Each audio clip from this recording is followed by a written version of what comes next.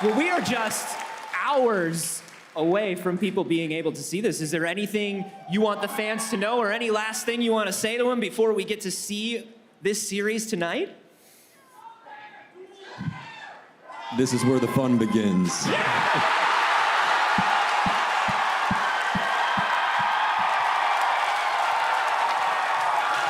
Oh my goodness.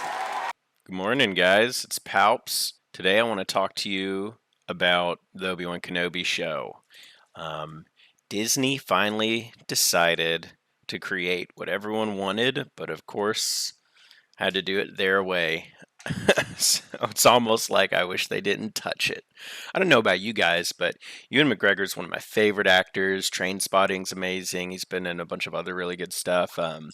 And it's iconic, his portrayal of Obi Wan Kenobi. I mean, I personally love the prequels because they were for my generation. I think if you expect it to be just like something that was like 20 plus years before its time, you're kidding yourself. And it was a great. I love those trilogies. Yeah, there's some super cringy moments, so you can't really help that. But when Disney made Obi-Wan Kenobi, I'm pretty sure everyone was super stoked because that was just, our childhood. Um, someone who does a really good breakdown of everything Star Wars, I think, is Star Wars Theory on YouTube. They have incredible stuff. That guy puts in a ton of work.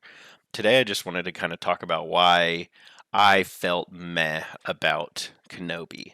I didn't hate it, and I didn't love it.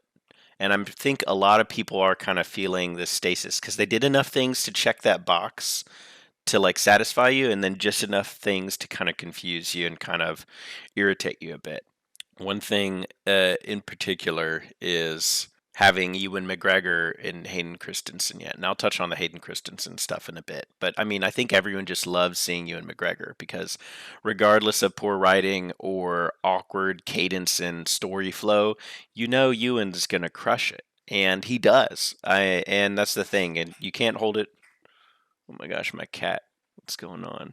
Keep an eye out on her. The thing is, Ewan's going to do a great job reading his lines. Whatever they wrote him, whatever scene, he's going to do his best. And I feel like that carried the movie. I mean, you start off episode 1. I don't know about you guys. I was coping the first few episodes because it was really slow to get going. And I understood that. And the first episode, I was like, okay, all right. It was a build up. I knew we had to set the scene, get things going. I feel like a lot of people felt the same way.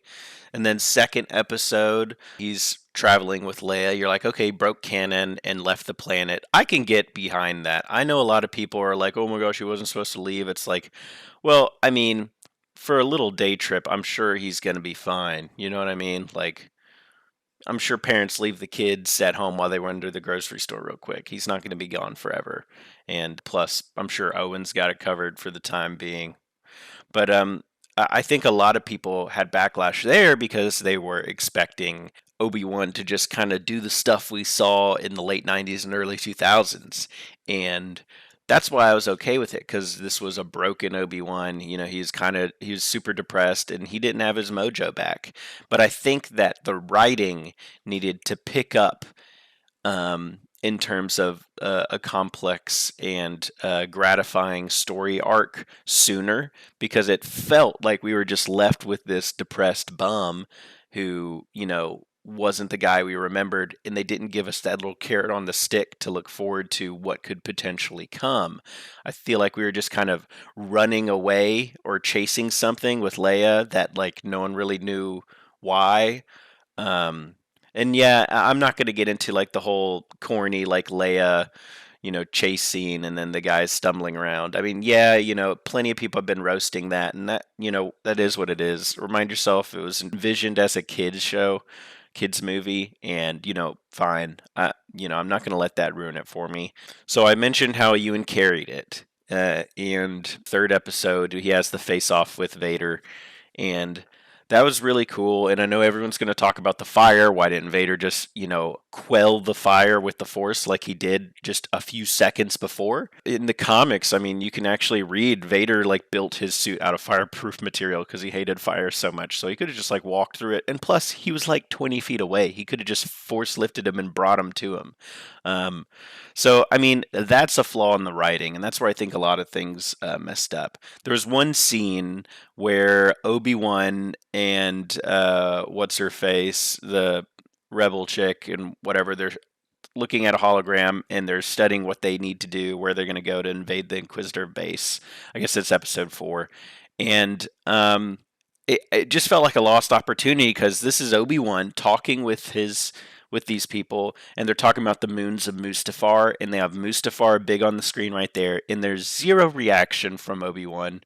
And I think as writers in this kind of thing, to convince me that you know the material and you know this world that we all love as fans, I want to see some sort of reaction from you, and that we're talking about Mustafar after 10 years of him being isolated on a planet, and the last place he went to before then was Mustafar, where he had to put down Anakin. Some sort of recognition or dread, or make him, say something. But let's all acknowledge the elephant in the room here. I mean, I think there are too many little things like that were super disappointed. I'd love to see a reference to one of the forms of lightsaber combat that, they're proficient in, or just some sort of nod to it, or something that we all know as fans that, we love to hear about and we love to talk about translated in the writing.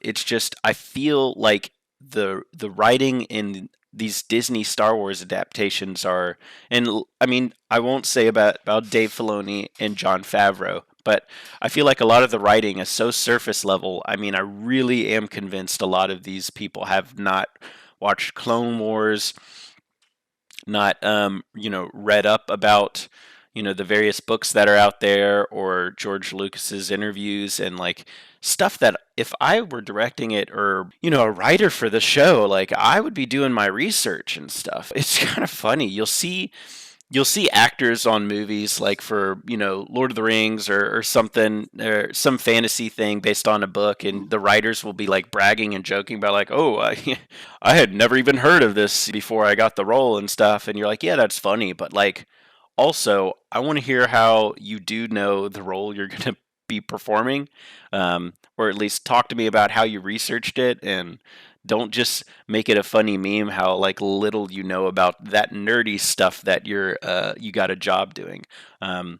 So I mean, yeah, and then we go to episode 5, and for a lot of people, this was the best one. We finally get to see Vader being a badass, and a little bit corny with some of the stuff that's going on, like Leia knowing what wires to cut and that thing, and restore the shield door so they can escape, and a little bit awkward stuff, or why what's her face didn't just throw the grenade earlier. I mean, can we also talk about how everyone shooting just like stands out in the open and just shoots, and then they're surprised when they get shot? Like, please, like, hide around a corner or something, or off to the fringe, or you know what I mean? I mean, if I had a blaster and I was in a fight like that, I would be doing that. Hell yeah, that's crazy. I like that we got a little bit more depth to Riva. I think a lot of fans are ready to be angry and quick to anger. And so, a lot of that hate that Moses was getting, the actress who played Riva, I think a lot of people jump the gun, or like, oh, this is, crap, the Inquisitor died, and why is Riva, we don't know anything about her, why is she doing this, she's a shallow character. And then you kind of just watch the series, and it's like, okay, well, they answered my questions if I just were patient. So I think us as Star Wars fans, we need to kind of be more patient, watch the show, don't be so quick to go to be a keyboard warrior on Twitter and just accuse everyone of being trash and whatnot. Granted, there was some disappointing parts, but I think we need to be a little bit patient there. But I was glad to see Riva's character develop a little bit more. It was super one-dimensional, and even if it was awkwardly placed. Like I can convince myself and watch the rest of the episodes being like, okay, this is why she's doing it. As we suspected, she was in the Jedi Temple. I mean, it was a little bit easier to get behind. Very, very awkward timing in terms of attacking Vader. I would not be attacking the dude who's seething in anger after Obi-Wan escaped yet again. But that was a great job. I feel like for some reason Disney doesn't want to show these iconic characters just being badass. I mean, if you look, that's all we want. We go to these movies to see these fantastic characters do these fantastic feats of strength that are super impressive and cool.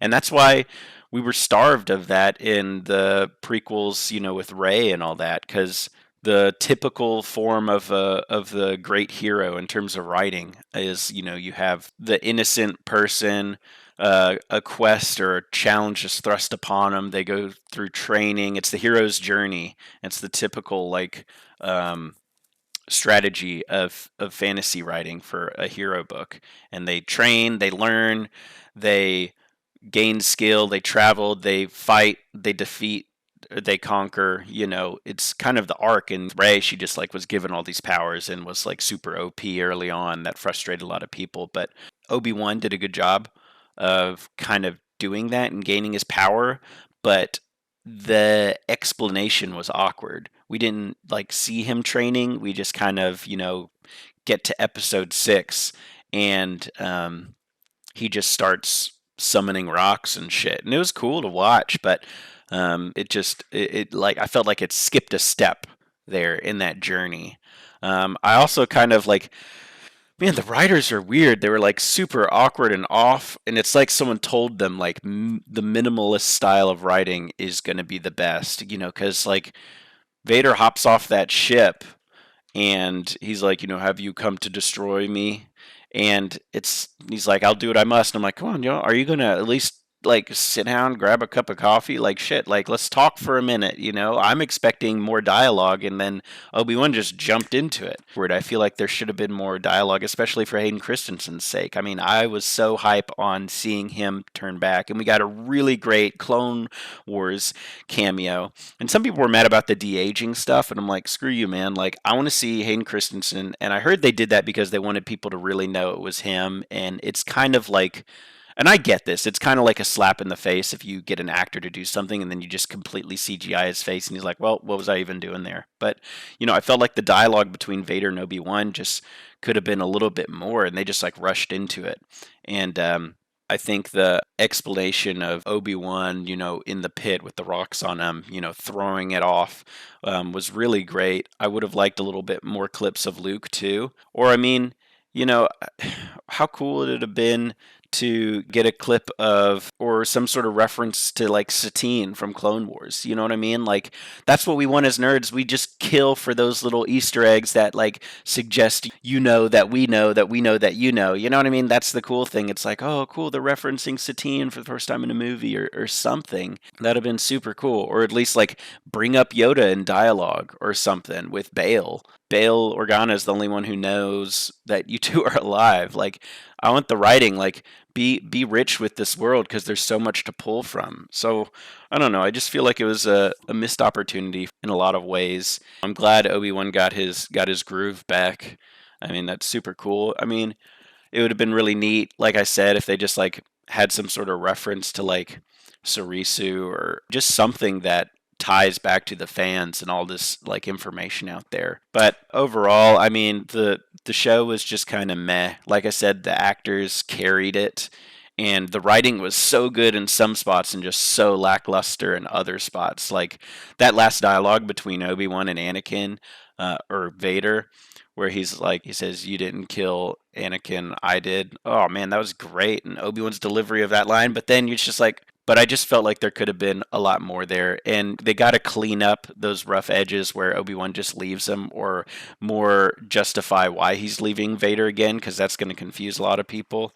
Yeah, because that's just kind of awkward. Why are you leaving him again? Give us more of an explanation why. I don't know. Yeah, these are just kind of my ramblings on Obi-Wan Kenobi, a very meh show. Like I said, it checked the boxes for being entertaining, but I definitely think they can do a lot better. I don't know about you guys, but I'm super pumped for the Ahsoka show. That's going to be killer in Mandalorian next season. So I'll try and do some rants on those when they come out. But yeah, thanks guys for watching, and I'll talk to you in the next one. See ya.